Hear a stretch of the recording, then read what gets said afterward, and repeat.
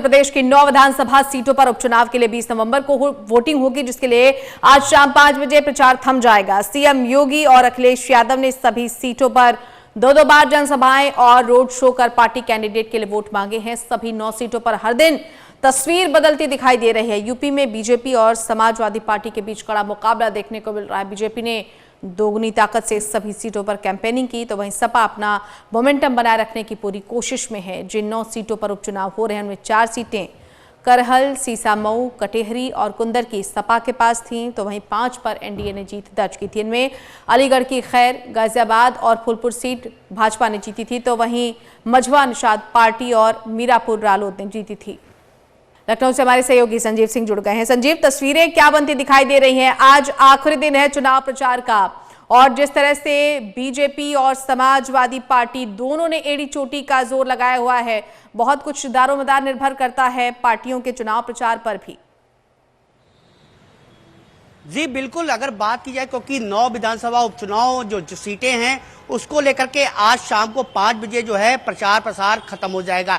कहीं न कहीं प्रतिष्ठा दांव पे लगी है, चाहे भारतीय जनता पार्टी की बात की जाए चाहे समाजवादी पार्टी की, क्योंकि दोनों की प्रतिष्ठा दांव पे है और साख पे है। उसको लेकर के मुख्यमंत्री योगी आदित्यनाथ तमाम जितने भी 9 सीटें वहां पर रैलियां भी की है और जनसभाएं भी की है। तो कहीं ना कहीं, और चाहे अखिलेश यादव की बात की जाए तो दोनों ही, क्योंकि दोनों ही पार्टियों के लिए एक साख का विषय भी है, क्योंकि लोकसभा चुनाव के बाद ये पहला उपचुनाव हो रहा है और 9 सीटें हैं। 9 सीटों में कौन कितनी सीटें हासिल करेगा वो तो समय बताएगा, लेकिन जिस तरह से जो चुनावी माहौल, जो पोस्टरवार, तमाम जो दावे और जिस तरह से जो है चीजें रखी गई हैं जनता के बीच में, वो देखने को मिलेगा। लेकिन जिस 20 नवंबर को 9 सीटों पर उपचुनाव ना, उसको लेकर के आज शाम को 5 बजे जो चुनावी प्रचार है वो खत्म हो जाएगा। जी बिल्कुल संजीव, 9 सीटों की आपने बात की और ये वर्चस्व की लड़ाई है कहीं ना कहीं, क्योंकि बीते जो भी चुनाव रहे उसमें आपने देखा कि कहीं ना कहीं बीजेपी का जो मोराल था थोड़ा डाउन हुआ, अगर हम लोकसभा चुनाव की बात करते हैं, और वहीं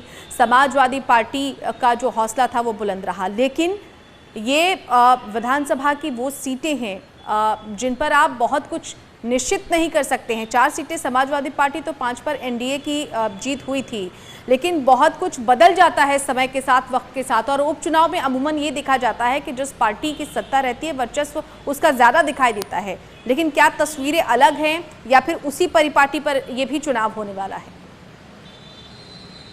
जी बिल्कुल, देखिए अगर बात की जाए करहल की, तो करहल को क्योंकि समाजवादी पार्टी का गढ़ माना जाता है। पिछले 2022 की बात की जाए तो अखिलेश यादव यहां से जीते थे, और क्योंकि अब जब लोकसभा पहुंच चुके हैं उसके बाद कहीं ना कहीं करहल हो गई। और कानपुर की जो सीसामऊ जो विधानसभा सीट है वो भी हॉट सीट में अगर बात की जाए तो सबसे पहले करहल है, उसके बाद कानपुर की सीसामऊ सीट है, जहां से नसीम सोलंकी को समाजवादी पार्टी ने अपना उम्मीदवार घोषित किया था और प्रत्याशी के रूप में जनता के बीच में जा रहे